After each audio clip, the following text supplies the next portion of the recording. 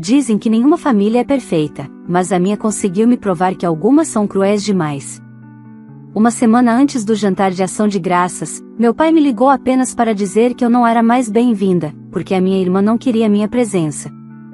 Sem discussão, sem explicação, sem espaço para defesa. Eu deveria simplesmente desaparecer da noite deles. Naquele momento, algo dentro de mim mudou para sempre. Eles acharam que eu ficaria em casa chorando, sofrendo, implorando amor. Só que, pela primeira vez, eu deixei de tentar pertencer a uma família que nunca me quis e decidi escolher a mim mesma. Mal sabiam eles que a decisão que tomei naquela noite os faria perder muito mais do que perderam quando me expulsaram. E tudo começou com uma simples reserva, que virou o caos que eles jamais esqueceriam. Olá, seja bem-vindo ao canal Histórias Surpreendentes. Curta e se inscreva nesse canal, aproveite e ative as notificações.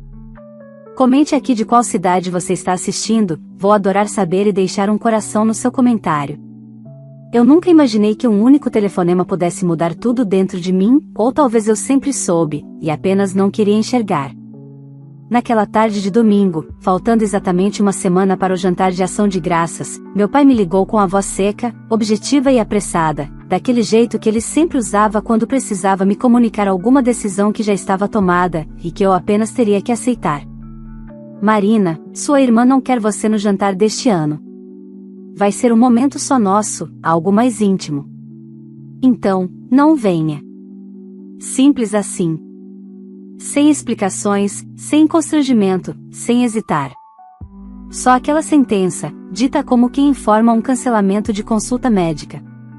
Eu ainda fiquei alguns segundos em silêncio, esperando que fosse uma brincadeira, esperando que ele risse e dissesse que estava exagerando. Mas não. Ele só se apressou em desligar, como se eu fosse um problema resolvido e ele tivesse outra coisa mais importante para fazer. O jantar de ação de graças sempre foi nosso evento familiar mais importante. Minha mãe cozinhava tudo com semanas de antecedência, meu pai discursava sobre conquistas do ano e minha irmã, Bianca, desfilava seu brilho, desde criança, sendo tratada como a estrela incontestável da família. Eu, por outro lado, sempre fui a figura borrada ao fundo da fotografia. A que estudava em silêncio, a que tentava ser útil, a que nunca era suficiente. Mas naquele momento, ao ouvir meu pai expulsar a própria filha de uma tradição familiar simplesmente porque Bianca não queria dividir a atenção, algo se partiu dentro de mim. Não foi só tristeza. Foi uma mistura de alívio e constatação. Eu finalmente entendi que nada do que eu fizesse mudaria aquele favoritismo. Eu poderia ganhar diplomas, promoções, viajar, crescer, me superar, e nunca seria vista da forma que Bianca era sem esforço nenhum. Desliguei o telefone com as mãos trêmulas, mas a mente estranhamente calma. Pela primeira vez, eu não chorei. Eu não implorei, não discuti, não pedi explicações. Não corri atrás de pertencimento. Só fiquei ali, em silêncio, encarando meu reflexo no espelho da sala. 31 anos de submissão emocional, esquecimentos sem querer, desprezos disfarçados de piada, convites enviados tarde demais ou não enviados. E naquele reflexo, eu entendi que eu não precisava provar mais nada para ninguém. Então fiz algo que nem eu mesma esperava. Peguei o notebook, abri um site de reservas e aluguei uma casa de frente para o mar, em Arraial do Cabo. Uma casa grande, com piscina, varanda enorme, vista para o pôr do sol, um lugar onde eu finalmente poderia comemorar, não ação de graças, mas minha própria liberdade. Na mesma hora, mandei mensagem para meus amigos mais próximos, feriado na praia. Casa gigante. Eu pago tudo. Vocês topam?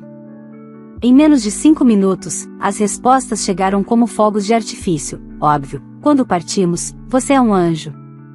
Eu sorri, pela primeira vez em dias.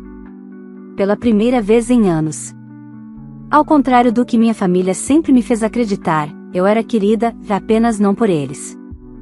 Meus amigos nunca me trataram como sombra, nunca exigiram perfeição, nunca mediram meu valor pela presença de Bianca. Talvez eu estivesse só no lugar errado. Talvez, naquele jantar de ação de graças, eu teria sido apenas a figurante de novo. Na praia, eu seria a protagonista da minha vida. E eu merecia isso. Na sexta-feira da mesma semana, fiz as malas com uma leveza que eu jamais senti ao me preparar para um evento em família. Peguei roupas leves, um vestido azul que eu sempre gostei mas raramente usei, protetor solar, biquínis e uma tranquilidade nova, que preenchia cada canto do meu peito. Quando tranquei a porta do meu apartamento, eu sabia que não estava apenas saindo para uma viagem. Eu estava me afastando de um ciclo inteiro de humilhação disfarçada de tradição. Mas, no fundo, eu também sabia que aquele era apenas o começo. Porque pessoas como meus pais e Bianca não aceitam perder o controle. E quando eles descobrissem que eu não estava em casa chorando, mas na praia, celebrando minha vida, já algo me dizia que eles não reagiriam bem. E eu estava certa. O que veio depois provou que, às vezes, a maior mudança não está em confrontar alguém, mas em simplesmente parar de implorar por um lugar onde nunca fomos bem-vindas. A estrada para Arraial do Cabo parecia mais curta do que eu lembrava, talvez porque, pela primeira vez, eu não estava indo para fugir de nada, e sim para encontrar algo. Me encontrei com meus amigos em um posto na saída do rio, e quando todos entraram no carro, rindo, discutindo qual playlist seria a oficial da viagem, eu percebi o quanto aquela sensação de pertencimento me era rara. Não precisei disputar atenção, não precisei esforçar-me para ser vista. Eu existia. E isso era suficiente. Chegamos na casa por volta das 4 da tarde. A luz dourada batia na varanda, e o mar parecia tão perto que dava para ouvir cada onda com nitidez. Assim que abri a porta, meus amigos correram como crianças, escolheram quartos, abriram cervejas, mergulharam na piscina. E eu fiquei parada no meio da sala, absorvendo o momento. Era isso que deveria ser família: leveza, risadas, respeito. Não presença forçada, obrigações emocionais, hierarquias invisíveis. À noite, fizemos churrasco na área externa. Coloquei uma playlist suave, e ficamos conversando sob um céu tão estrelado que parecia um cenário proposital. Em certo momento, peguei meu celular para tirar uma foto da mesa. Não era para postar, só para guardar. Mas, sem pensar, publiquei nos stories. Primeiro de muitos feriados incríveis com quem realmente importa. Nada mais. Nada ofensivo. Nada direcionado. Mas bastou. Meu celular vibrou menos de 15 minutos depois. Era minha mãe. Eu ignorei. Tinha o direito de ignorar. Mas depois veio meu pai. Depois minha irmã. Depois um áudio de 2 minutos da Bianca. Meus amigos perceberam a mudança no meu semblante, e antes que qualquer um perguntasse, eu respirei fundo e deixei o telefone na mesa, como alguém que acaba de decidir algo importante. Eu não atenderia. Talvez pela primeira vez na vida, eu não atenderia. Mas o silêncio, para quem sempre controla, é insuportável. E ele veio. Primeiro, uma mensagem da minha mãe: não acredito que você está viajando no feriado sem avisar. Isso é falta de consideração. Depois, do meu pai: você podia ao menos ter nos convidado. Estamos muito chateados com a sua atitude. E então, de Bianca, com o veneno habitual: sério que você fez isso porque não foi convidada para o jantar? Que infantilidade! Devia ter vergonha de tentar chamar a atenção dessa forma. Ri. Não porque achasse engraçado, mas porque ali estava o resumo da minha vida. Eu nunca era desejada, mas Deus me livre estar bem sem eles. Era isso que os incomodava. O fato de eu não estar implorando. O fato de eu estar feliz sem permissão. Respondi apenas uma vez, para todos, no grupo da família: vocês deixaram claro que não queriam minha presença. Respeitei. E voltei para a festa. Mas agora havia um fogo dentro de mim. Não de vingança, mas de libertação. Eles sempre acreditaram que eu estaria por perto, independente de como me tratassem. Eles sempre confiaram no meu medo, medo de ficar sozinha, medo de não ser família, medo de não ser nada. Só que naquela casa de praia, com música, risadas e gente que me amava sem pedir nada em troca, eu entendi que meu maior erro nunca foi falhar com eles, foi falhar comigo mesma. Mais tarde, quando todos já dormiam, voltei sozinha para a varanda. O mar estava escuro, imenso, assustador e bonito. Pensei no jantar que aconteceria em poucos dias. Eu visualizava as cenas, Bianca no centro da mesa, fazendo seu teatro de filha perfeita, meus pais suspirando, elogiando, e a cadeira vazia onde eu deveria estar, provavelmente ignorada e só lembrada como objeto de comparação. Pela primeira vez, não doeu. Eles mereciam exatamente a vida que tinham escolhido, uma vida onde amor era um troféu e família era uma competição. Deitei sabendo que alguma coisa tinha mudado profundamente, e que as ondas daquele mar, que até então só acariciavam a areia, ainda trariam uma maré muito mais forte. Porque pessoas que vivem de controle não suportam perder o poder sobre quem sempre abaixou a cabeça. E eu tinha acabado de levantar a minha. Acordei com o som das ondas e o cheiro de café fresco vindo da cozinha. Meus amigos já estavam acordados, rindo sobre alguma piada interna, e por um momento eu quis congelar aquele cenário. Era a primeira manhã de ação de graças em anos na qual eu não acordava ansiosa, tentando adivinhar se eu seria ignorada ou criticada. Ali, eu simplesmente existia, e isso era suficiente. Passamos o dia inteiro na praia. Fizemos trilha, mergulhamos, tiramos fotos. Quando o sol começou a descer, resolvemos assistir ao pôr do sol no pontal do Atalaia. Sentados nas pedras, cada um com seu copo de caipirinha, do jeito mais simples possível, mas foi o momento mais bonito do feriado que eu já vivi. Foi só quando voltamos para casa, já à noite, que meu celular voltou a vibrar sem parar. Dessa vez, não eram só mensagens. Era ataque organizado. Minha mãe, você envergonhou a família postando viagem logo hoje. Todos perguntaram de você no jantar. Meu pai, sua irmã ficou magoada. Você sempre transforma tudo em competição. Bianca, você acha que postando fotinho com seus amiguinhos vai nos fazer sentir falta? Você é patética. Eu senti o olhar dos meus amigos quando eu li aquelas mensagens. Eles já conheciam minha família, mas não sabiam o quanto aquilo me afetava. Peguei o celular, coloquei na mesa e disse: eles não aceitam que eu estou bem. A frase doeu e libertou ao mesmo tempo. Meus amigos escutaram em silêncio, com respeito. Não tentaram minimizar, nem dizer mas eles são sua família. Apenas ficaram ali, comigo, e isso significou mais do que qualquer abraço. Algumas horas depois, já perto da meia-noite, o telefone tocou. Era meu pai. Atendi, e escutei, pela primeira vez, sem medo. Marina, sua mãe está chorando. Bianca está arrasada. Você precisava fazer esse espetáculo? O jantar foi um desastre porque todo mundo perguntou de você. Eu respirei fundo. Não tremi. Não chorei. Não pedi desculpas. Pai, vocês deixaram claro que não queriam a minha presença. Eu só respeitei. Ele suspirou, irritado. Você podia ter insistido. Sua irmã não queria que você fosse, mas você sabe como ela é. Você deveria ter mostrado maturidade. Meu riso escapou involuntariamente. Então a lógica é, se vocês me expulsam, a culpa é minha porque eu não imploro para ficar? Silêncio do outro lado. Ele não esperava resistência. A questão, continuei, não é sobre o jantar. É sobre a vida inteira. Vocês nunca me quiseram lá. Só que agora eu parei de aceitar. A resposta dele foi quase um sussurro: você está mudada. Não está parecendo você. Não, te respondi. Pela primeira vez, eu estou exatamente como eu deveria ter sido desde sempre.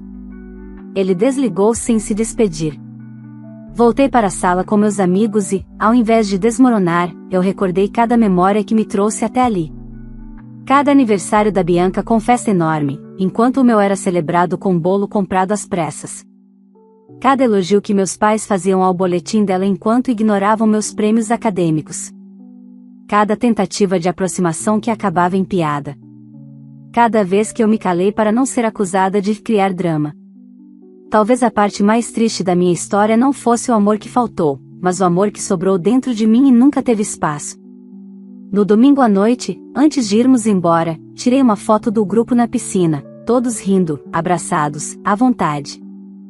Publiquei com a legenda: a família que a gente escolhe vale infinitamente mais do que a família que nos tolera. Não foi indireta. Foi verdade. Horas depois, quando já estávamos arrumando as malas, meu telefone tocou novamente, mas dessa vez, não era um número conhecido. Era um número fixo. Atendi e ouvi a voz de uma prima distante, de Curitiba.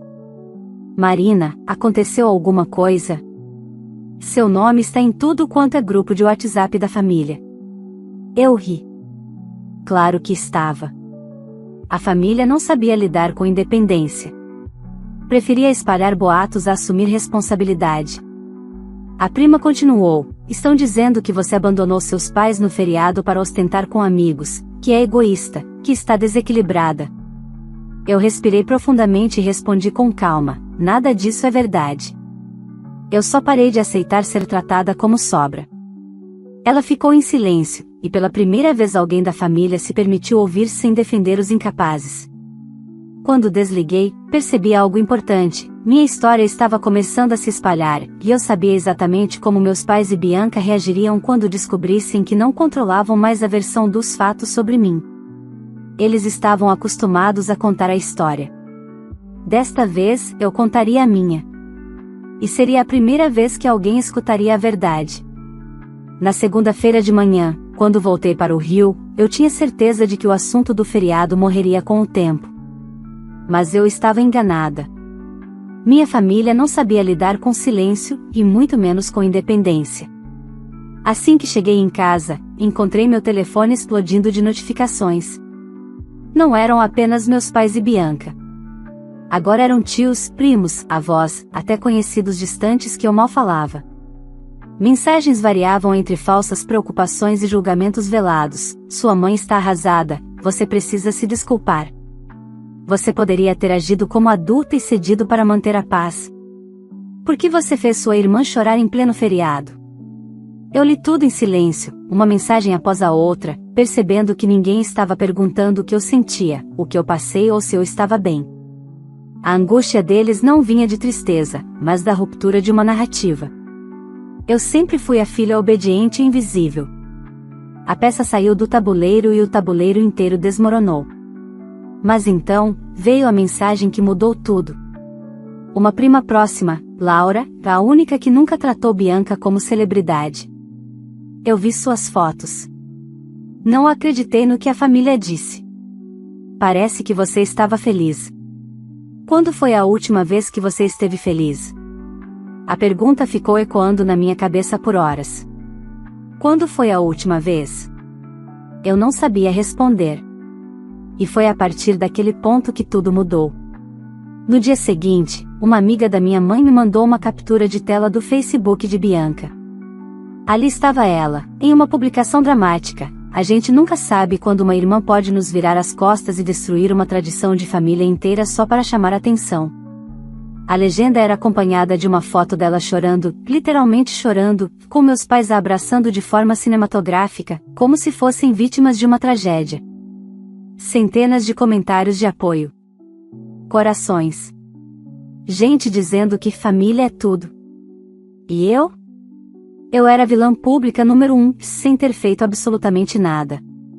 Algo despertou dentro de mim naquele momento. Não raiva, clareza. Peguei meu celular, escrevi uma mensagem breve em meu próprio perfil, deixando aberta apenas para contatos próximos: ser família não significa aceitar humilhação silenciosa. Eu não abandonei ninguém, e eu apenas parei de implorar para ser aceita. Não citei nomes. Não devolvi ofensas. Eu só contei a verdade que sempre ficou escondida. Em menos de meia hora, começaram a chegar mensagens de pessoas que, até então, jamais tinham se posicionado. Uma delas era da minha tia Clara, a irmã mais velha da minha mãe, aquela que sempre foi a ovelha negra por não bajular Bianca. Marina, eu sempre vi como te trataram. Você é mais forte do que eles pensam. Se precisar de algo, estou aqui. E então outra mensagem, de um primo que cresceu comigo: eu sempre achei errado como seus pais colocavam a Bianca em um pedestal. Nunca foi justo com você. Eu li tudo com calma. Uma frase por vez. E pela primeira vez, eu me senti vista por alguém da minha família. Mas é claro que Bianca descobriu. E ela ligou para mim momentos depois, furiosa, a voz trêmula, tomada pela necessidade de recuperar o controle. Você precisa pagar aquilo agora. Ela gritou, nem ao menos dizendo oi. Por quê? Perguntei, com total tranquilidade. Porque você está colocando a família contra mim. Está se vitimizando. Está fazendo drama e, Bianca, lhe interrompi, que eu não citei seu nome em lugar nenhum. Se você se sentiu atingida, é porque sabe o que fez. Silêncio. Um silêncio espesso, revelador. Ela tentou respirar fundo, mudar de tática, típico. Olha, mana, ela começou, com voz doce de novela, nós sabemos que você é sensível, que sempre interpreta as coisas de forma exagerada. Aquele discurso eu conhecia de cor. Era o roteiro usado para invalidar qualquer dor minha. Chega. Eu disse. Eu não serei mais o saco de pancadas emocional desta família. Vocês não me quiseram no jantar, isso ficou muito claro. Mas vocês não suportaram me ver feliz sem vocês. Isso não é amor, Bianca. Isso é posse. Ela riu, mas era o riso típico de quem está perdendo algo que acreditava controlar. Sabe qual é o seu problema, Marina? Você acha que alguém liga pra você. Você acha que tem importância. Mesmo quando você tenta chamar atenção, ninguém se importa. Você só é assunto agora porque eu deixei. Quando eu parar, você volta a ser ninguém. As palavras passariam como faca em qualquer outro momento da minha vida. Mas naquele dia, não passaram. Então pare, e eu respondi. Pare de falar de mim. Pare de agir como dona da minha vida. Pare de inventar desculpas para justificar o que você é, uma mulher que não suporta perder atenção. Ela tentou responder, mas eu desliguei. Pela primeira vez. E o som de encerrar a chamada foi libertador. Depois disso, meus pais começaram a mandar áudios longos, se dizendo muito magoados, dizendo que Bianca estava no limite emocional, e que eu precisava parar de criar conflito. Eu não respondi. Não gritei. Não argumentei. Eu simplesmente parei de jogar o jogo. Foi aí que eu percebi, quando você não alimenta o controle, quem se alimentava dele passa fome. Eu tinha encontrado minha força, e minha família estava prestes a lidar com a mulher que eles nunca imaginaram que eu poderia me tornar. E o que veio depois, foi a prova definitiva de que quando você muda, o mundo inteiro ao seu redor se reorganiza, nem sempre para o bem, mas sempre para a verdade. Os dias seguintes foram como observar uma tempestade se formar no horizonte. Quanto mais eu me mantinha em silêncio, mais desesperados meus pais e Bianca se tornavam. Eles estavam acostumados com a versão antiga de mim, a que corria atrás, a que se desculpava até pelo que não fez, a que aceitava qualquer migalha de afeto. Não sabiam lidar com a nova Marina. A Marina que não pedia permissão para existir. Na quinta-feira à noite, enquanto eu assistia a um filme comendo pipoca no sofá, meu interfone tocou. Quase não atendi, imaginando que fosse alguma entrega atrasada. Mas a voz do porteiro veio tensa. Dona Marina, seus pais estão aqui embaixo.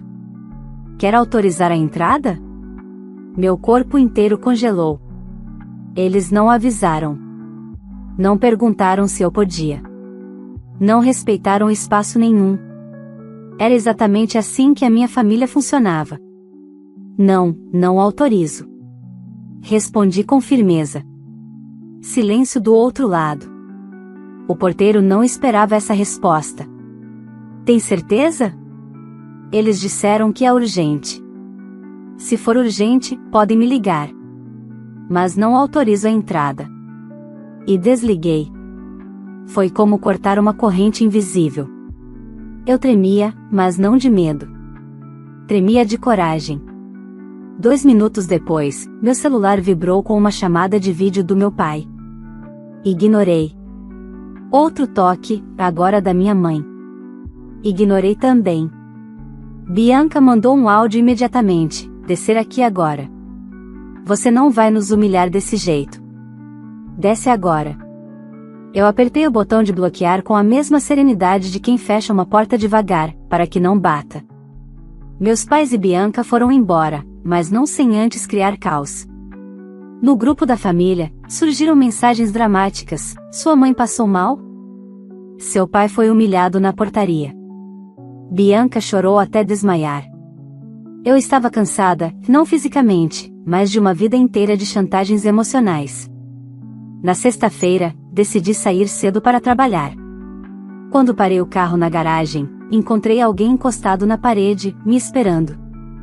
Era Bianca. Ela usava óculos escuros e estava visivelmente exausta, talvez por horas de choro performático. Quando me viu, tirou os óculos e correu em minha direção, como se estivesse prestes a desabar. Mas eu já conhecia aquela cena. Era o ato 3 do drama, o momento em que ela tentava recuperar o controle pela via da fragilidade. Marina, você está destruindo nossa família, ela disse, com a voz falhando. Mamãe está doente de preocupação. Papai não dormiu. Eu não consigo comer. Por favor, conversa com a gente. Você está nos punindo. Eu respirei fundo. Bianca, escuta só uma coisa, eu não estou punindo ninguém. Eu apenas parei de aceitar ser punida. Ela abriu e fechou a boca, como se não entendesse. Eu só quero conversar, e insistiu. Sobe comigo em casa, como antes, a gente resolve tudo, juro. Não existe mais como antes, Bianca.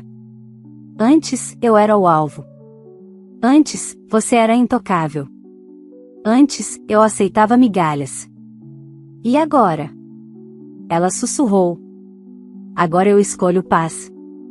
A máscara caiu naquele instante. Ela não queria paz. Queria a plateia. Você está se achando. Ela explodiu. Você acha que essa sua vidinha com amiguinhos te faz superior à nossa família? Você se acha melhor do que eu só porque as pessoas comentaram nas suas fotos? Você acha que eu não acho nada sobre você? Interrompi. Eu só estou cansada de vocês acharem tudo sobre mim. Ela ficou paralisada, como se alguém tivesse desligado o script. Você não entende, Bianca murmurou, quase chorando de novo. Isso aqui não funciona sem você. Do jeito que ela disse aquilo, talvez fosse a primeira confissão honesta desde o início de tudo. Eu era o esteio invisível da família. A que absorvia tensões, a que aceitava humilhações para que todos vivessem em paz. Eu era o sacrifício emocional. E agora que o sacrifício se recusava a subir ao altar, o templo inteiro estava ruindo.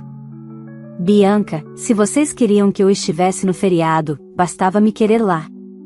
Respondi. Mas vocês só me querem quando eu aceito sofrer calada. Não mais. Ela me olhou com ódio, impotência e desespero, tudo ao mesmo tempo. Você vai se arrepender, ela disse, com os dentes cerrados. Você vai implorar para voltar. Entrei no carro, coloquei o cinto, olhei para ela pela janela aberta e respondi com a voz mais calma que já tive. O arrependimento de verdade teria sido nunca me libertar. E fui embora. Naquela noite, enquanto eu jantava sozinha, meu celular recebeu outra mensagem, dessa vez da tia Clara. Eles estão desesperados porque perderam o brinquedo preferido, o controle. Continue firme. Eu sorri. Pela primeira vez na vida, alguém da minha família não queria que eu voltasse atrás, queria que eu continuasse. E eu continuaria. Mas ainda faltava uma última etapa. Minha família estava prestes a descobrir o que acontece quando a pessoa que sempre abaixou a cabeça, finalmente percebe o próprio valor, e decide nunca mais deixá-lo cair. A tempestade final estava chegando. E, naquela altura, eu já não tinha medo de relâmpagos. O sábado seguinte começou como qualquer outro, mas havia algo diferente no ar. Eu já não sentia o peso no peito que me acompanhou por anos, no lugar dele havia uma calma nova, firme, quase silenciosa. Eu estava sentada na varanda do meu apartamento, tomando café e lendo, quando recebi uma ligação inesperada. Era a tia Clara. Marina, você está tranquila? Perguntou com cautela. Estou, respondi de forma honesta. Pela primeira vez em muito tempo, eu realmente estava. Então deixa eu avisar antes que você descubra por outra pessoa. Ela suspirou. Sua mãe organizou um almoço de reconciliação na casa de sua avó. Convidou a família inteira. Fez discurso. Chorou. Disse que você destruiu a união familiar, e que está esperando você aparecer lá para pedir perdão. Eu não fiquei surpresa. Aquela era a sequência final da encenação. Depois do ataque, depois do drama, depois da manipulação, vinha o espetáculo público do arrependimento, com a expectativa de que eu subiria ao palco para confirmar a versão deles. Você vai? Clara perguntou. Não houve hesitação. Não, respondi. Nunca mais. Ela ficou em silêncio por alguns segundos, e então disse calmamente, estou orgulhosa de você. Desliguei, respirei fundo e voltei para o meu livro. Nenhuma lágrima. Nenhuma dúvida. Era tão simples e tão novo para mim, a vida seguia sem eles. Algumas horas depois, começaram a chegar mensagens da família, do grupo, claro, porque tudo precisava de público. Estamos esperando você para resolver isso como família. Sua avó está emocionada, não vai embora sem te ver. Bianca está disposta a te perdoar, basta você reconhecer seus erros. Eu precisei reler aquela última mensagem. Bianca disposta a me perdoar, por não aceitar humilhação. Era um resumo perfeito de toda a minha história. Meu pai enviou uma mensagem longa, cheia de frases ensaiadas. Se você realmente amasse sua família, já estaria aqui. Estamos dando uma chance para você voltar. Não vamos oferecer outra. Foi nesse instante que eu entendi, eles não queriam reconciliação. Queriam restauração do controle. Não respondi. Apenas silenciei as notificações e continuei meu dia. À noite, quando voltei do mercado, encontrei meus pais e a Bianca na portaria do prédio, de novo sem avisar, de novo sem permissão. O porteiro, constrangido, avisou que estavam tentando subir a meia hora. Respirei fundo. Eu poderia deixá-los lá embaixo, como da outra vez. Mas eu não estava mais fugindo de nada. Então pedi ao porteiro que abrisse o portão e caminhei até eles. Minha mãe foi a primeira a falar, com os olhos marejados, lágrimas cuidadosamente posicionadas para comover plateias. Marina, te vendo assim, dá um alívio. A gente achou que você viria hoje, sua avó ficou esperando. Eu a encarei e não senti culpa. Nem medo. Nem dúvida. Apenas verdade. Eu não fui porque não faço mais parte daquele roteiro, respondi. Meu pai estreitou os olhos, impaciente. Marina, chega de drama. Vamos subir, conversar como adultos e colocar fim nisso de uma vez. Não há mais conversa. Respondi sem levantar o tom. Vocês me expulsaram, minimizaram minha dor, zombaram da minha ausência e, quando perceberam que eu estava bem sem vocês, decidiram fingir arrependimento para recuperar o controle. Bianca se aproximou, com aquele ar de soberania ferida. Você acha mesmo que consegue viver sem família? Sem ninguém? Eu sorri. Porque aquela pergunta, antes tão assustadora, agora era libertadora. Eu tenho pessoas. Só não tenho vocês. E isso é suficiente. Ela arregalou os olhos, como se eu tivesse cometido um crime. Você está jogando tudo fora. Ela gritou. Vai acabar sozinha. Balancei a cabeça. Sozinha eu estava quando vocês fingiam me amar e me humilhavam ao mesmo tempo. Hoje eu tenho paz. Amigos. Uma vida que vocês nunca me permitiram viver, não porque eu não podia, mas porque eu acreditava que precisava da aprovação de vocês. Meu pai então deu o último golpe, o mais previsível. Se você sair agora, não volte nunca mais. Por décadas, aquela frase foi minha prisão emocional. Hoje, foi a chave da porta. Eu não volto. Respondi, olhando nos olhos dele. Não porque vocês proibiram, mas porque eu escolhi. Minha mãe começou a chorar, Bianca virou o rosto, meu pai ficou rígido como pedra. Eles esperavam que eu cedesse diante do gesto final, e esse era o teatro definido: expulsar, depois dizer que eu escolhi ir, e por fim se colocar como vítimas. Mas eu atravessei o portão da garagem, apertei o botão de fechar e observei, em silêncio, a imagem que eu esperei a vida inteira enxergar com clareza. Os três não eram muralhas que eu nunca conseguiria escalar, eram apenas sombras projetadas por uma luz que eu não sabia que possuía. Subi para meu apartamento, fiz um chá e me sentei na varanda. Pela primeira vez, eu não pensei no futuro com medo, pensei com entusiasmo. Eu não tinha perdido uma família. Eu tinha perdido uma guerra que nunca valeu a pena lutar. Meus pais e Bianca continuariam existindo, continuariam contando histórias nas quais eram os heróis e eu a vilã. Eu finalmente compreendi, eu não tinha controle sobre a versão deles. Mas tinha poder absoluto sobre a minha. E a minha versão era simples: eu escolhi ficar onde há amor, respeito e presença verdadeira. Ninguém precisou se ajoelhar. Ninguém precisou me odiar. Bastou eu me amar o suficiente para não aceitar menos do que mereço. Naquela noite, antes de dormir, escrevi no meu diário, algo que eu nunca tinha tido coragem de registrar tão abertamente: eu não perdi minha família. Eu me encontrei. E essa foi, finalmente, a minha primeira página de liberdade. E antes de terminar, eu quero saber de você. Depois de tudo o que aconteceu, eu finalmente escolhi paz, respeito e amor próprio, mesmo que isso significasse ficar longe da minha própria família. Mas agora eu quero ouvir sua opinião: se você estivesse no meu lugar, teria feito o mesmo? Você teria coragem de cortar laços com quem só te machuca, mesmo sendo família? Comenta aí embaixo. Quero muito saber o que você faria nessa situação. E me conta também de qual cidade você está assistindo esse vídeo, porque eu amo ver até onde essa história chega, e eu deixo um coração especial nos comentários de quem interagir. Se você gostou dessa história, já deixa seu like, porque isso ajuda demais o canal a crescer. Não esquece de se inscrever no canal para acompanhar as próximas histórias que estão vindo, tem muita coisa forte e emocionante chegando. E compartilhe esse vídeo com alguém que precisa ouvir essa mensagem sobre amor próprio e limites familiares. Obrigada por assistir até aqui. Você faz toda a diferença nessa comunidade.